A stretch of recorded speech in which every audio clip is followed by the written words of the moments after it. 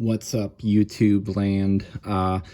Wanted to make my first video on this channel about a fairly small company, not a very well-known firearms manufacturer, but one that definitely knows what it's doing, makes very high-quality firearms components, and something that I've had very good luck with, to the point that I've made it my concealed carry pistol.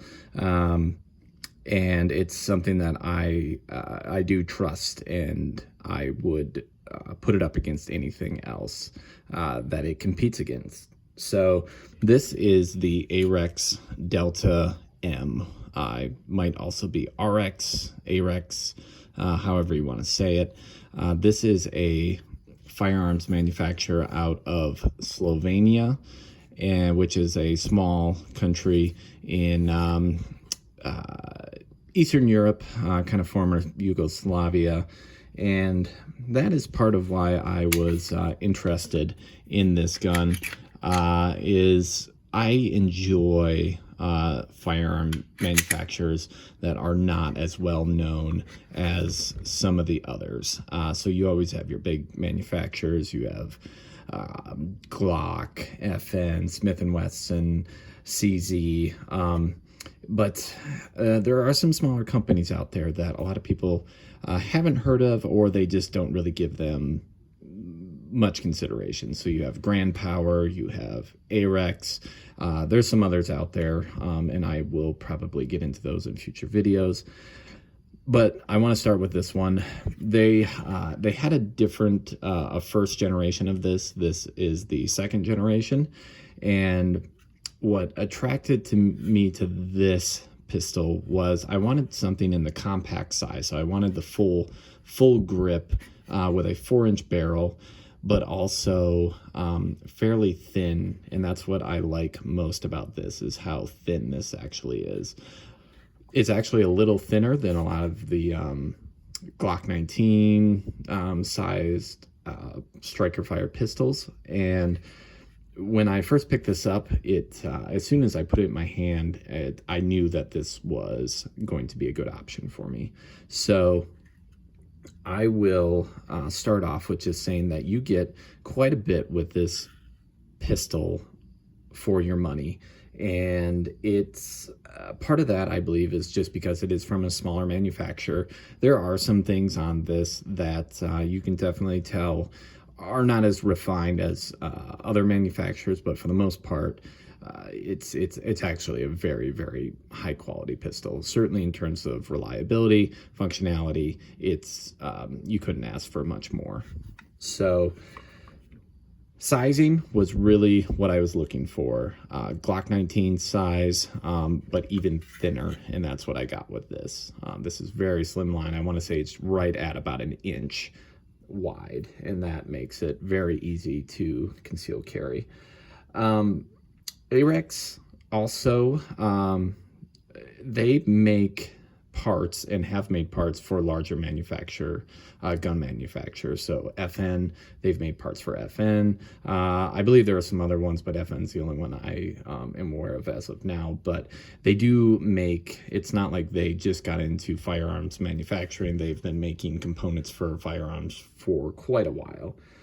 And what makes this one unique, and actually I didn't realize this till after I purchased it, is actually like a SIG 320, Beretta, APX, Springfield Echelon.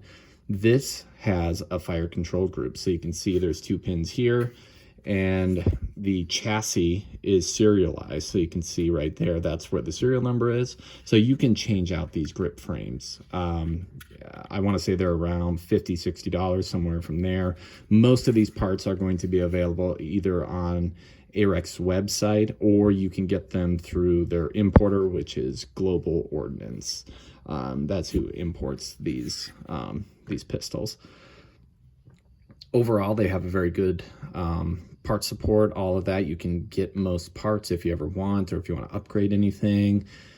I will say that that would be one of the downsides of having a pistol like this. An imported pistol is you might not always be able to get all the parts you want right away. You might have to wait, shipping, whatnot. But for the most part, for how reliable most modern firearms are, I don't think you'll have to worry about it too much. So let's get into some of the things that I really like about this other than just the size. So first and foremost, I do like a nice trigger like most people do. Now that is one thing some people criticized about this, saying the trigger is gritty.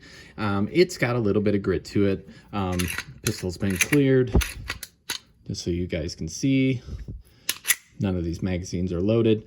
So this does have a very good defensive trigger. So it does have some grit. It has some take up, and that's where you feel the grit. Honestly, it kind of feels like plastic on plastic. You have a plastic trigger and a plastic frame. That's what it feels like. Once this breaks in a little more, that trigger is actually smooths out a little. It does not bother me though. So nice crisp break on the trigger, and then the reset is honestly even better. It really forces your finger forward. So that was the number one selling point of this for me, was it had a really good, what I would consider a really good defensive trigger for a pistol. You don't want something super light. You don't want some 2.5 pound competition trigger. You also don't want some crazy 10-pound heavy double action mushy trigger or anything like that. Nice and crisp, but you have to be pretty deliberate about pulling it. Next thing I liked was this does have a striker indicator on the back. So right now you can see that red dot. That means that the striker is cocked and it is ready to fire. And then after you pull the trigger, it goes away. So that is very nice. Some people don't care for that. For me, if they put it on there, that's fine with me.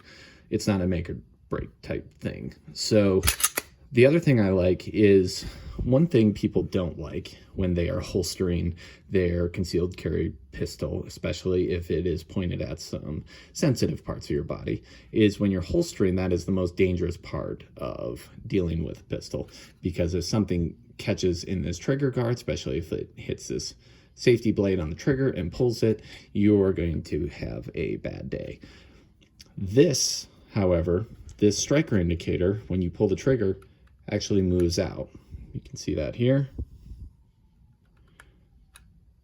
And it's quite a bit too. So when I put this in my holster, I will ride my thumb on this, and if anything pushes on that trigger, I can tell right away. So I really like that. Breakdown, I'm not going to show you. It's like almost every other striker fire trigger on the market. Pull the trigger, pull down these, pull back a little bit on the slide, pull down the tabs, slide pops off. Everything else is very standard. So that is all about as you would expect. Shooting this gun, it has my preferred sight setup. It has a blacked out rear with some serrations for anti-glare, and then a white front sight post. That's my preferred. Not big on optics. You can get these optics cut, or optics ready, I should say. And I do believe they come with base plates as well. So other than your optic, you're pretty much ready to go. Don't quote me on that, but I'm pretty sure they do come with them. So these are, this is what I was really looking for. There's no extra. It's pretty slimlined. The serrations on the slide are not exactly, they're not very aggressive, but they're perfectly fine. You can pull this anywhere and manipulate the slide. The spring in here is not too stiff. It's not like a lot of the Canics have really stiff springs. So when you try to rack the slides on those, if you don't have a lot of hand strength, that might not be a good option for you. This is pretty average, I would say. Easy enough to manipulate the slide. Also comes with different back straps. So I usually just like a small back strap on mine. And then the texturing on it is also very good. It's not too rough, but it's also not going to rip apart your hand either. And it's textured on all sides. So front, sides, and rear, and then also up top here, which I also like. This pistol, I've shot a lot of striker fired pistols, a lot of double action, single action pistols, competition guns, CZ, Smith & Wessons, HKs, you name it. What I like about this is, some guns you just shoot well. There's no explanation for it, but you just shoot them well. This one I'm very consistent with. I think the combination of the trigger, and then this has a fairly low bore axis, which I'm not going to get too into. That's up to you if you're concerned about that. But for me, that low bore axis, it keeps this pistol shooting pretty flat. It's pretty quick back on target. I shoot it very well. Is it the most accurate pistol? I don't know. But for what you will be doing with this, it is perfectly fine. Most people's biggest complaints, and I would say I have one complaint, but also one compliment of it, is the mag release.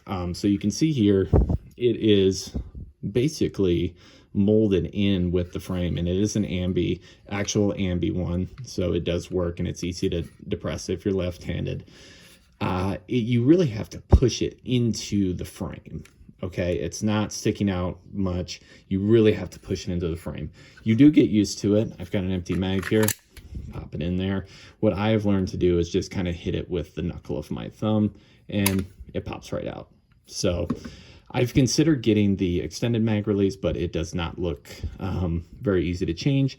And I also like the fact that this just is not going to ever accidentally come out. You're never going to bump this accidentally. I don't think anybody's had any issues with the extended one, but for now, I'm going to continue using this. I've gotten used to it. It's not a problem. And in fact, for concealed carry, it might even be better that it is like this. However, some people have noted that, and I will say it's not the nicest to use, but that's a pretty minor complaint. Slide stop also has a nice shelf on there, very easy to manipulate, easy to lock back, easy to drop it. I will show you that the ambidextrous one works the same. So very good ambidextrous pistol if you're interested in that sort of thing. I did color fill the Slovenian here. I think that is cool. That is one thing that I will say I wish they would do a little differently. I'm sure it cuts costs. Maybe that's part of it, maybe not. But none of the engravings on here are very deep, so they're really shallow. I don't know if they do that on purpose or not. I'd like to see them a little more pronounced. Again, I think imported pistols they're interesting. It's something different, and even a lot of the big manufacturers, Sig Sauer, FN, Glock now, and even CZ now, they are starting to make their pistols here in the US. No problem with that. That makes total sense for those companies. But some of these smaller companies are still making their pistols overseas. And I do find it interesting. I think it's something different. So I wish that they would pronounce that a little more, but that's just me being picky. So I guess to wrap this video up, I don't want it too long. Why would you want to buy this pistol? First and foremost, this is a very reliable, I would say, duty grade pistol, and for the price, you can get these anywhere from $350 to probably $450, depending on where you get them, time of year, sales, and whatnot. And there's a lot of other pistols in that price range. However, I would say this one has some advantages in that it's lighter, it's slimmer than a lot of those, and it has a very good trigger. And I would definitely take a look at these if those are attributes that you like. It is just a quality gun. There's not much more to say. The magazines are they are Arex branded. However, I can tell from the marking that they are Mechgar, which is good. They're metal mags. They pop out right away. So that is all I have to say about the Arex Deta M. They also make a couple other sizes. You can get threaded barrels. You can get 4.5-inch barrels, longer grips, things like that. I would like to see them expand a little bit, but right now they're just making these handguns very well. So that to me is what's most important, is that they are reliable, and I would put them up against anything else on the market. So thank you for watching.